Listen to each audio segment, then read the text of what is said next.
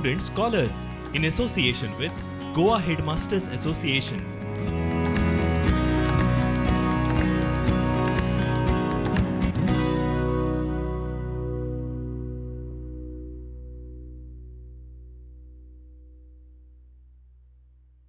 Hello students. Today we are going to do the lesson on water resources.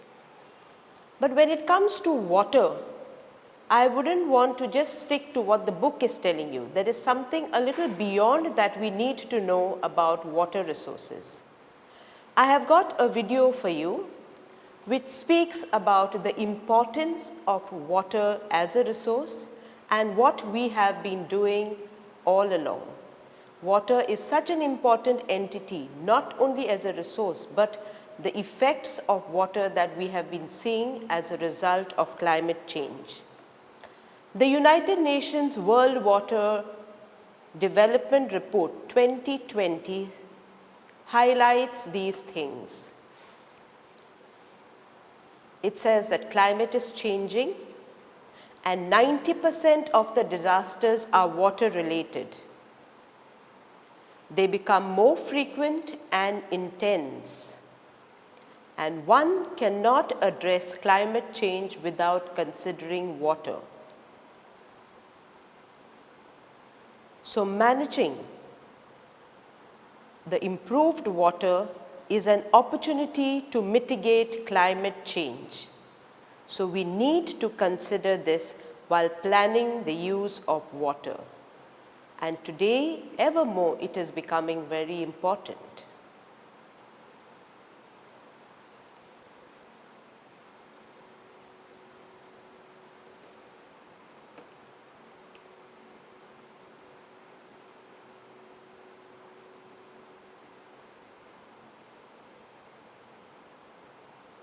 I would like to call to your attention to our Nobel laureate, Rabindranath Tagore.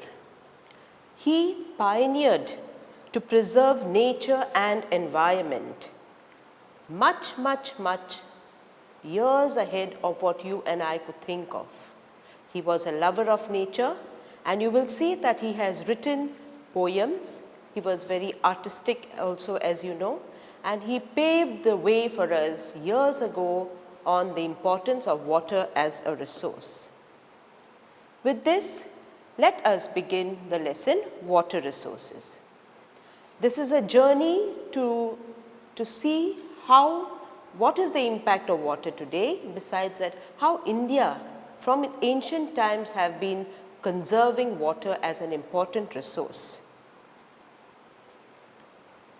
How is fresh water made available to us?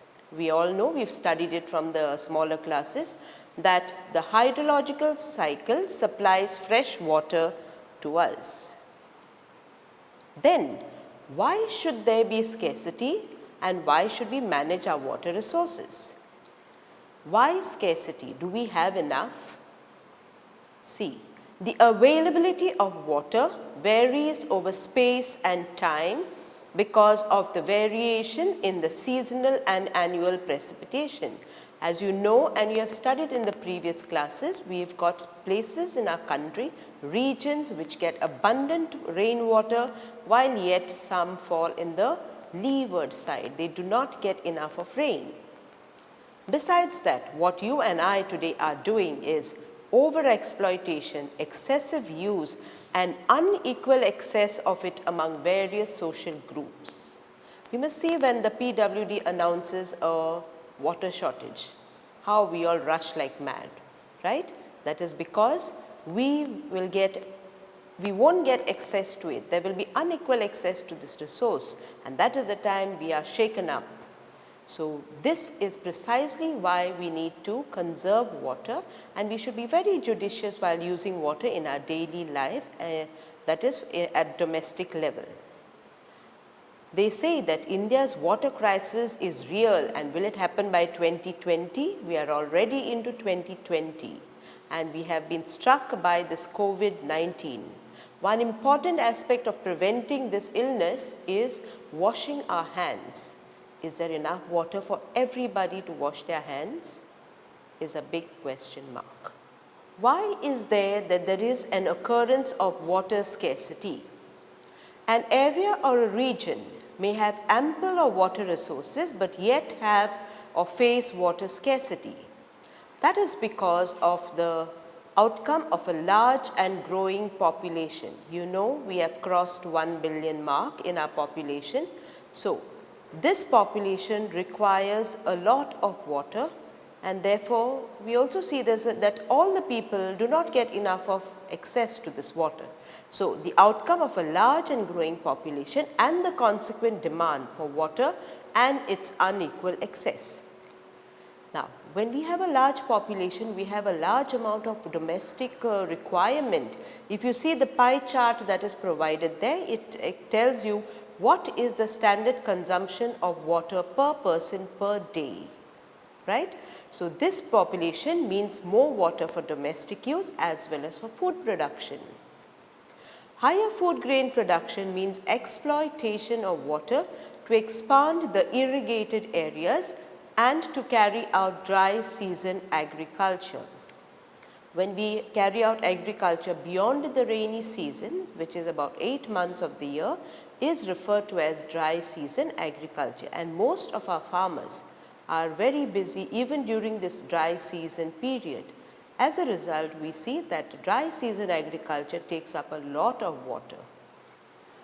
Farmers may install wells and tube wells, thereby increasing their production, which leads to the falling of groundwater levels, right? Therefore, affecting the water availability for the others and food security of the people. Next, we have industrialization and urbanization, because water which is used for 3 main purposes: domestic, industrial and an agricultural purpose. So, when we talk of industrialization, urbanization also goes hand in hand. The Industrial Revolution, with its ever increasing number of industries, exerts a very heavy pressure on the fresh water resources. How? They need to run their offices and their factories, so they use a lot of water for their need. Besides that, they use it from the power or from hydroelectricity. Since water is used to generate hydroelectricity, they indirectly depend on water as a resource. Next, urbanization. Referring to the dense population of the country, we see that urban centers have aggravated the situation by having their own groundwater pumping devices. When we did resources and development, we focused on this. We said that there are places which have got water, but when you have an urbanization taking place over there, when you have colonies coming up over there, we see that they use a lot of water because water is a requirement for everybody. So these colonies or these urban centers have their own groundwater pumping devices to meet their water needs, and therefore this fragile resource has been overexploited, causing depletion in several cities. You know, by 2050 there will be so many cities in India which will have a problem of water. There will be water shortage, and those cities may become ghost cities eventually. Water, they say, is sufficiently available, which is true, but it could be of bad quality, contributing to its scarcity. So, bad quality of water also will contribute to scarcity in spite of having water. Now, why could we have bad water? That could be because it will definitely be polluted by domestic and industrial wastes, chemical, pesticides and fertilizers which are used in agriculture, making it hazardous for human use, and you know we cannot consume polluted water. So, therefore, we feel there is a need to conserve and manage our water resources. So, why do we need to conserve and manage these resources? The points are, first of all, to safeguard ourselves from health hazards. In the previous point, we just said that consuming polluted water is hazardous for human use. So, therefore, we need, in order to safeguard ourselves from health hazards, we need to have clean, potable water. Next, We need to ensure food security. Therefore, we must have abundant of rain in order to grow crops during the dry season agriculture. For the continuation of our livelihood and productive activities, we just spoke about industries that they require water. So, our livelihood and productive activities require a lot of water. And the last, to prevent degradation of our natural ecosystem, thereby preventing an ecological crisis. You've seen in the video that I showed how water contributes to 90% of the disasters, and these are ecological. Let us see how ancient India conserved water. You know, our forefathers had a lot of love for nature, concern for nature, and so they were very simple in their thinking. So they used their mind to preserve and conserve all sorts of resources, whether it is water, whether it is animal, forest. So we see, let us see now for certain hydraulic structures of ancient India.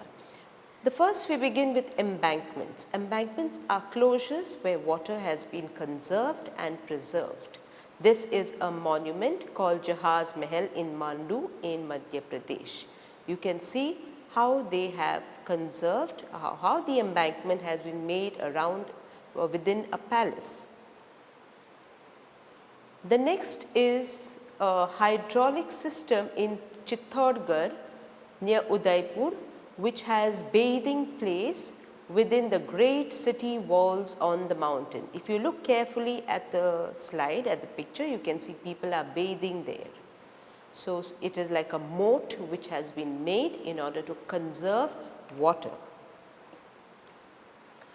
An old ancient Indian deep well with lots of steps near Amber Fort in Jaipur.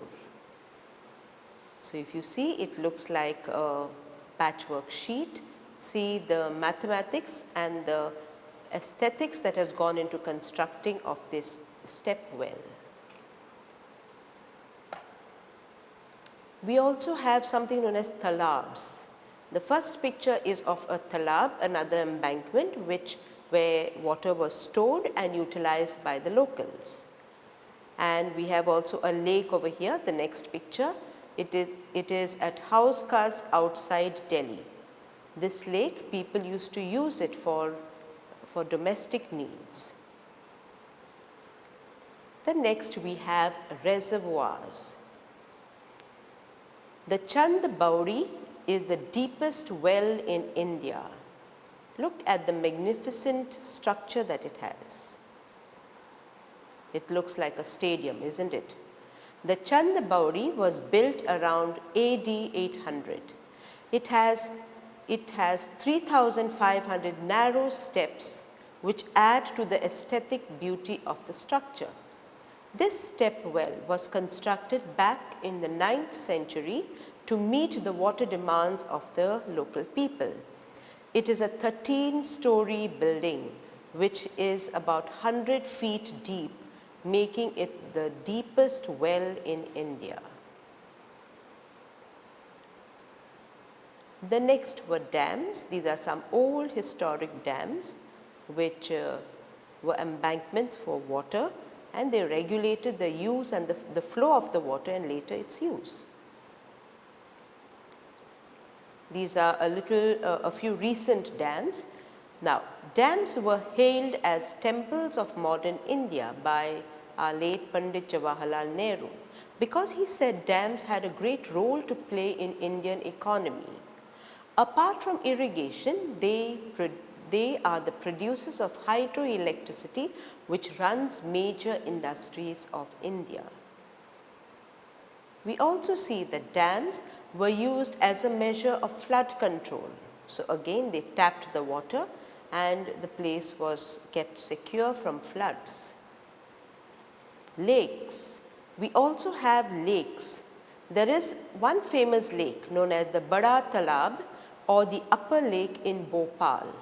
It serves as a major source of water, producing 40% of water for its residents. It is one of the largest man-made lakes. Does it look like a man-made lake in the first picture? It is dedicated to King Pamara Raja Bhoj. They even have a boating club over there. So here in the last few slides you saw some of the ancient hydraulic systems for conserving and preserving water by our forefathers. The multi-purpose river valley projects. You can see in the map of India, the big blue dots are certain multi-purpose projects. We can see that at independence in 1947, there were fewer than 300 large dams in the country, and by 2000, the number grew to over 4,000. We are in 2020 now, right?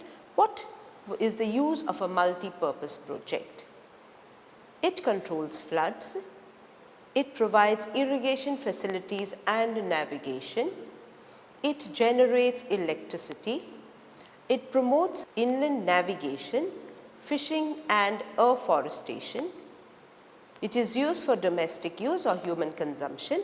It is also used for power generation or hydroelectricity. You see there is a project over there known as the Salal project right up in Jammu Kashmir.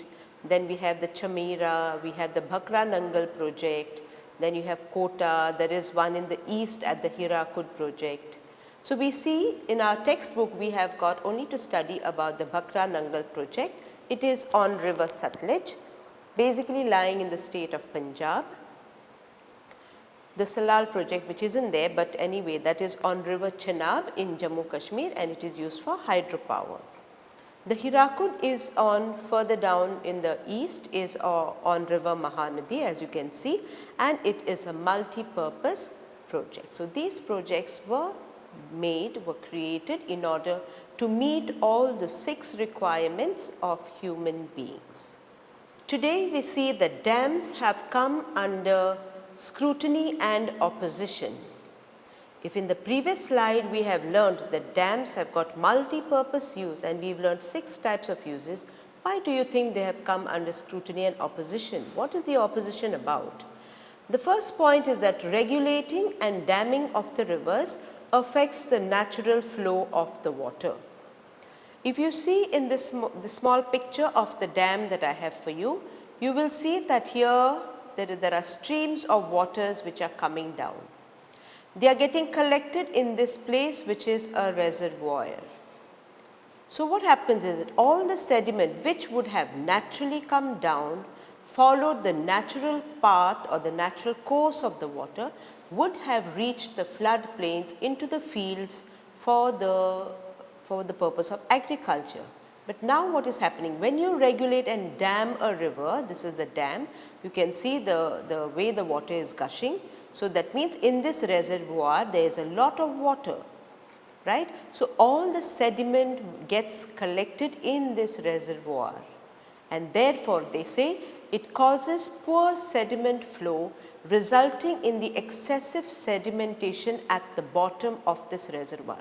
So the reservoir, which is like a cup which holds all the water, that would hold the sediment as well.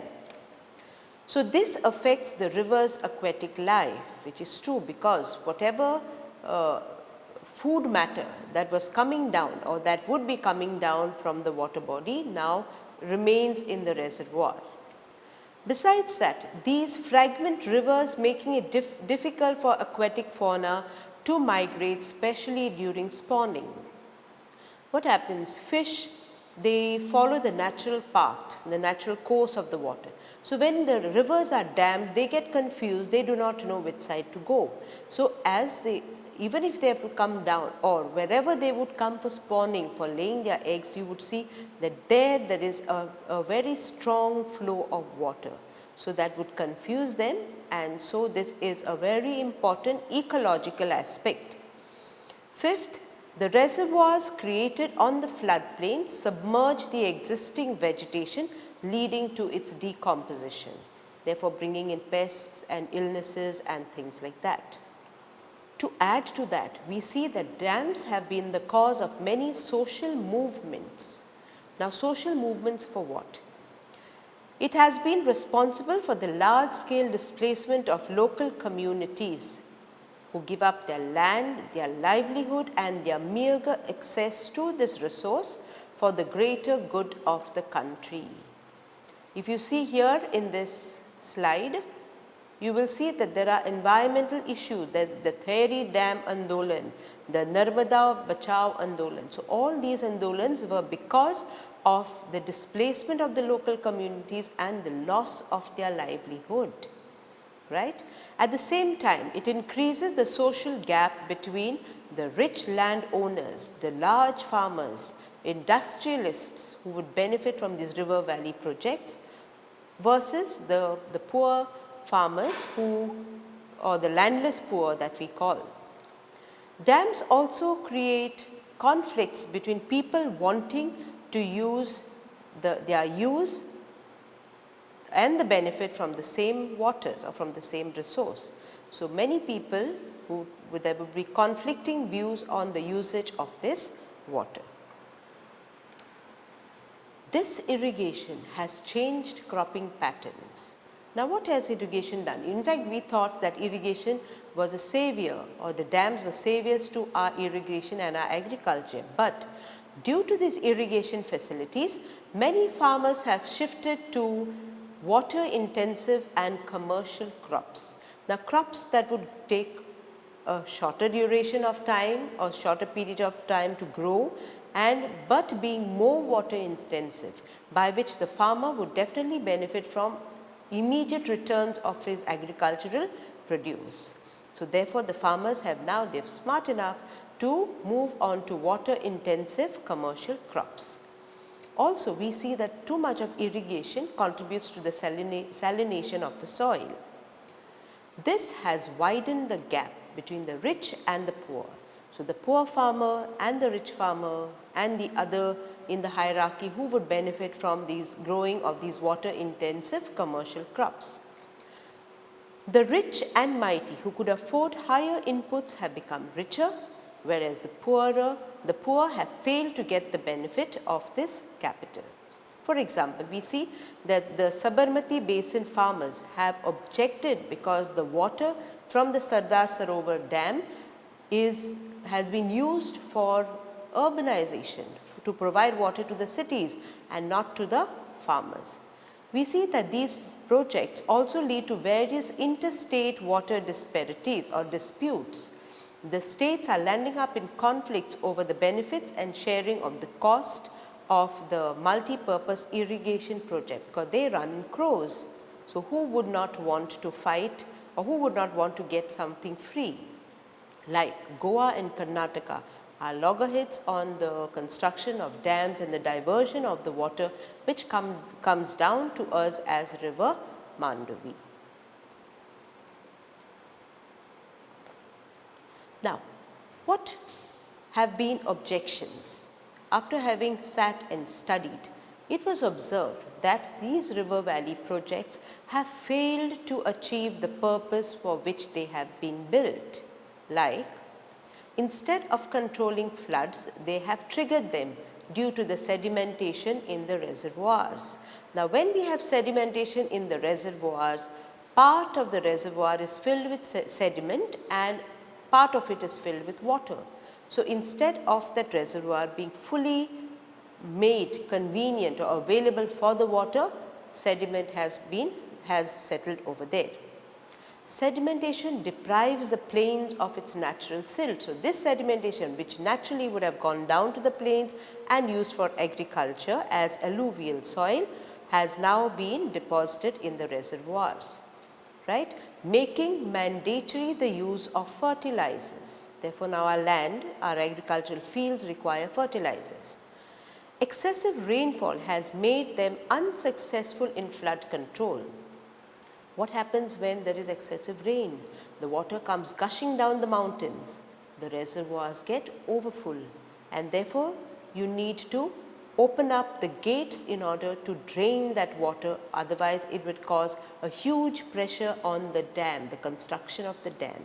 So, therefore, that would, instead of controlling floods, it would cause floods.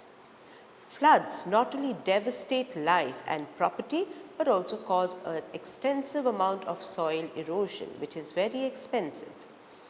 So they have induced earthquakes. Construction of dams have put so much of pressure on the crust of the earth that it contributes to the formation of earthquakes, causes pollution. Sometimes in the reservoir, if you find whatever matter there is, animal matter, vegetation matter, sometimes gets rotten over there. Waterborne diseases and pests. So that is why there has been an objection to river valley projects. So now to solve all these problems, what ancient people in the country did, not only in India but also the other parts of the world, they had this habit of rainwater harvesting, which is something new to us or more recent to us. So rainwater harvesting, they realized, was a viable alternative socio-economically and ecologically efficient method to store our fresh water resources, because we studied that our fresh water is available from the hydrological cycle. So they had the knowledge of the rainfall, the soil types, and it enabled them to develop techniques suited to their place or their region for harvesting of the rainwater. The first example that we have in our textbook is something known as the kulls or gulls. These were diversion channels on hills and mountain areas, especially in western Himalayas, for carrying water which was melted from the glaciers. And this water would run down would be utilized for irrigation when they had those terraced farming. In Rajasthan, we speak more of Rajasthan and those drier parts of our country in the examples. We see that the people in Rajasthan adopted something known as the rooftop rainwater harvesting in order to store the drinking water. If you see, can you see these channels which are collected into one big tank over here in order to store their water? While the people in Bengal, they made something known as inundation channels in the floodplains to carry water from the rivers and the other water bodies to their fields for irrigation. Kadnis in Jaisalmer, that is in Rajasthan, were nothing but agricultural fields which were converted into rain-fed storage structures which allowed water to stand and moisten the soil. Now you can see in the picture that's a huge field, okay, a huge land where water is stored in order to soften because it becomes very hard. While on the other hand, Johats in Rajasthan were small earthen check dams, these check dams over here, to capture and store the rainwater. So in wherever they had depressions, they would just build a check dam to stop the flow of water and lose it. Tanka. Tanka is a cylindrical paved underground pit into which rainwater from the rooftops, courtyards and artificially prepared catchment flows. Once completely filled, the water would last throughout their dry season. An important element of this in these arid regions, especially in Bikaner, Phalodi and Barmer regions of Rajasthan, would be that these tankas would save the people the drudgery of going far to fetch water. And besides that, it was best available when the heat was maximum during the summer seasons. So this is the picture of a tanka. How did they make the arrangement of these tankas? These tankas were installed either in the courtyard, as you can see over here. It is installed in the courtyard, or in a room inside the house. Now if the house was large enough to accommodate the tanka, well and good. Water from the first spell of the rains was allowed to drain off as it wouldn't be clean. The subsequent showers were collected, and this rainwater is known as parlor pani. You can see that the rainwater from the roof is collected in channels which would go down into the tanka. Here also, even though it's a small hutman, you will see that this water is channelized into a reservoir of water. This most probably goes down into the ground, to fill the groundwater or increase the level of the groundwater. This rainwater is known as Parlor Pani because it is considered to be the purest form of water. These tankas, when constructed either in the courtyard or in the underground rooms, would help keep the room cool and beat the summers. So that not only helped in conservation of water but also keeping the room nice and cool. However, Western Rajasthan has stopped the practice of rooftop rainwater harvesting as plenty of water is available from the Rajasthan Canal. However, this rooftop rainwater harvesting method has been borrowed from Rajasthan into a small place known as Gendathur. It is a village in Mysore in Karnataka where the villagers have installed rooftop rainwater harvesting systems, thus earning the distinction of being very rich in rainwater.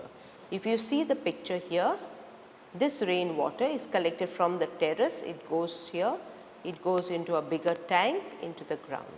So making these people very rich and self-sufficient in rainwater. A beautiful technique of rainwater harvesting, free water. We also see that there is something known as bamboo drip irrigation system, and this is seen in the northeast because there they have a lot of growth of bamboo and it's a hilly place. So putting up anything concrete is very expensive. So people in Meghalaya, this is a picture of drip irrigation in Meghalaya where the people carry out bamboo drip irrigation. This is how they guide the water into their fields. This is the main channel. The water, if it has got diversion, would be here, then the water would come here. It is just cutting the bamboo and linking it to one another so that it goes into their fields. And with that, we finish this beautiful lesson of water resources. Remember always, water is required for us from the womb to the tomb. So we need to conserve this water. We have a lot of problems regarding water and the consequences. So I wish you the very best so that you can conserve water not only this year because you are studying about water but all throughout your life. Thank you.